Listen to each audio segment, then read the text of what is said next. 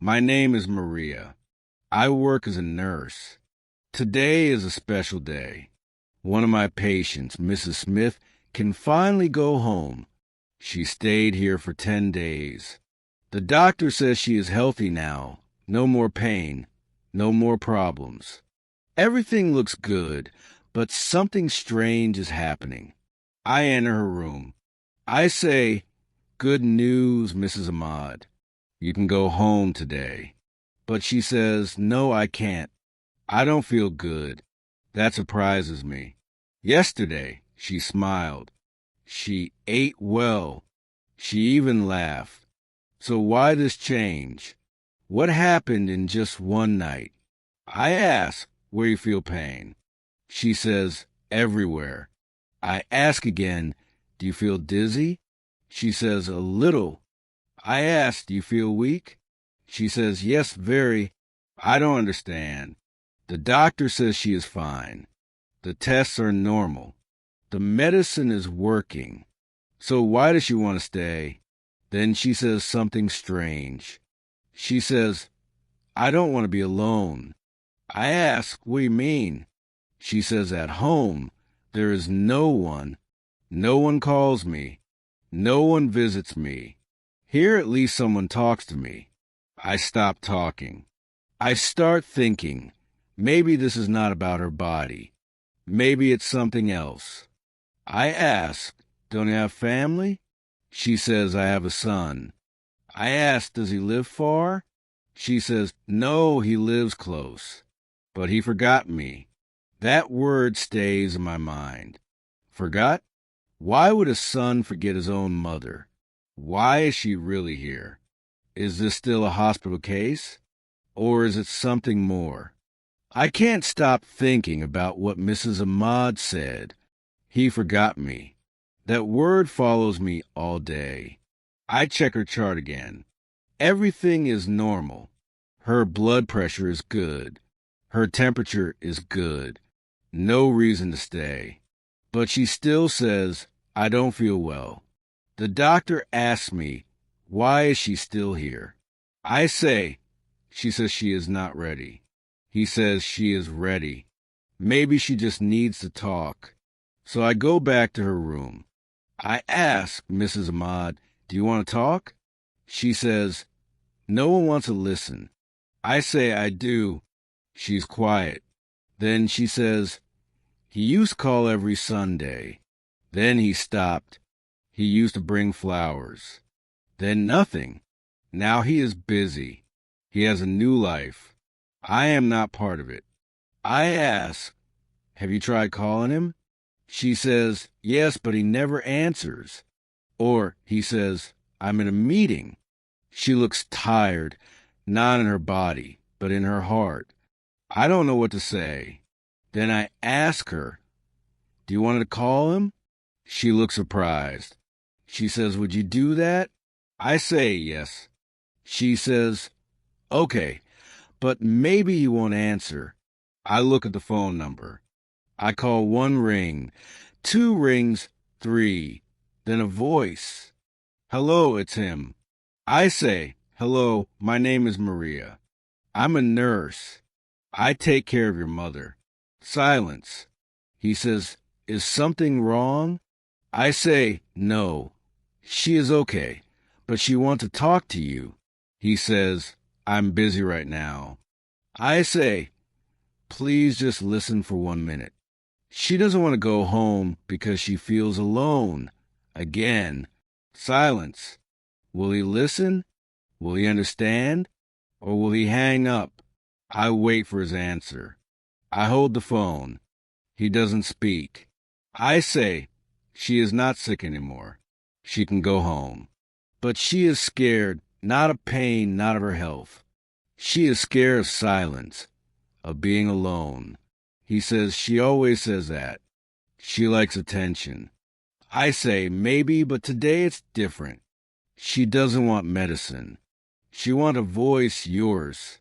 He says, I don't have time. I have meetings, work, things to do. I say, 1 minute is enough, just 1 minute. I'll give her the phone. I give the phone to Mrs. Ahmad. She says, "Hello." I stand and listen. I can hear her voice, soft, careful. She says, "I didn't want to bother you." She waits, then says, "I only wanted to hear your voice." More silence. Then she says, "It's okay. I understand you're busy." She hands the phone back to me. I take the phone. He says, "She's fine, right?" I say, "Physically, yes. Emotionally, no. She cries at night. She asks if someone will visit. She says she feels invisible." He says, "What do you want me to do?" I say, "Visit her or call her once a week, even 5 minutes. It can change everything." He says, "I'll think about it." I hang up. Mrs. Ahmad looks at me. She says, "Thank you." I say, "Don't lose hope. Maybe you will come." But the next day, he doesn't come. The day after, nothing. 3 days pass. She says, "I knew it. He doesn't care." I don't know what to say. Then the nurse manager says, she must leave tomorrow. Her room is needed. I tell Mrs. Ahmad. She says, "Then I will go." "It's okay, I'll go." Her voice sounds small. I call her son again. I say, "She's leaving tomorrow." He says, "Okay." I ask, "Will you come?" He says, "I don't know." I say, "She needs you. This is not about health. It's about love." He says, "I have work." I say, "Then she will leave alone." He says, "Maybe next week." I say, "Maybe next week will be too late." He doesn't answer. I end the call. I feel angry, but I also feel sad. How can son forget so fast? The next morning, Mrs. Ahmad is ready. The papers are done. The taxi is called. She says, "Maybe it will come, or maybe not. Life is like that." I look at the door. Nothing. 5 minutes pass. 10. The taxi is waiting. She says, "Let's go," and then someone walks in. But is it really him? Or is it just a delivery person or another nurse? Or is this the moment everything changes? The door opens. I turn my head. Mrs. Ahmad does not move. She is quiet. She waits. I wait too. It is not a nurse. It is not a delivery person. It is a man, a tall man. He looks confused. He says, "Is this room 7? I say, "Yes." He says, "I'm looking for my mother." Mrs. Ahmad looks up. "Michael," she says.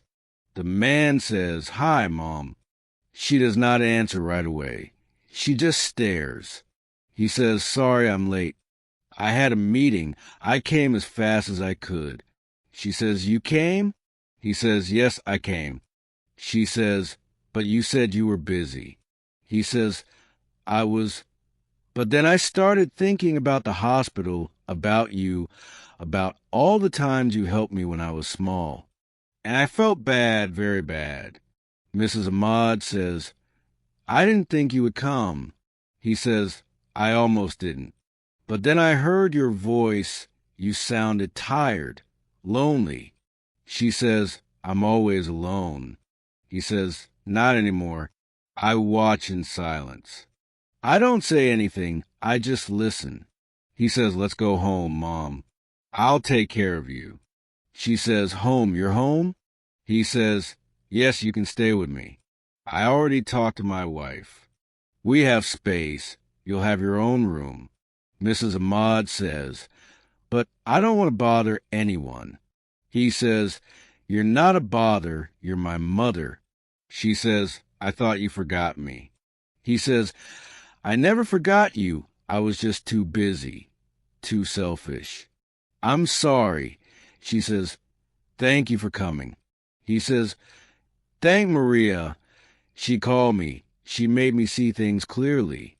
I feel my heart beat faster. I don't speak. I don't move. I just listen." He says, "Let's go. The taxi can leave. I'll take you." Mrs. Ahmad says, "Okay." She smiles.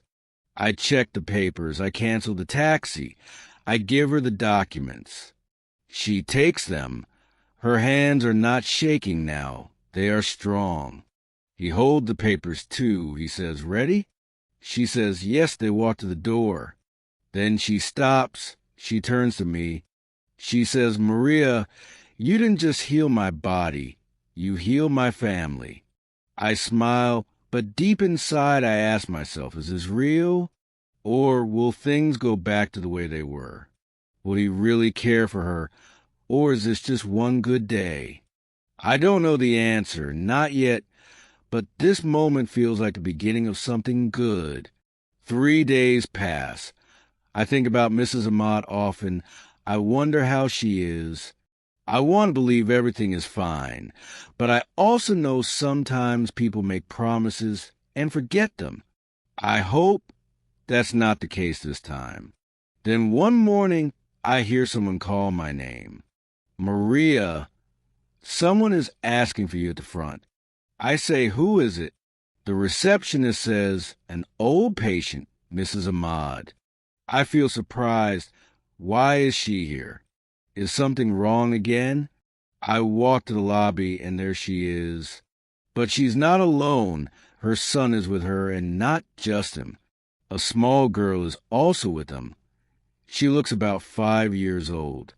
The girl runs toward me and says, "Are you Nurse Maria?" I say yes. The girl says, "My grandma told me you are a hero." I smile, then I look at Mrs. Ahmad. She says, "This is my granddaughter. I'm living with them now." I ask, "Is everything okay?" She says, "Yes, everything is more than okay." Her son speaks. He says, "I didn't plan this, but when I took her home, I saw something. My daughter was happy. My wife was happy. Even I felt better. I realized I needed her too." I say I'm glad. Then he says something I don't expect. He says, "We're starting a support group for other people like her. For parents who feel forgotten, we want to help."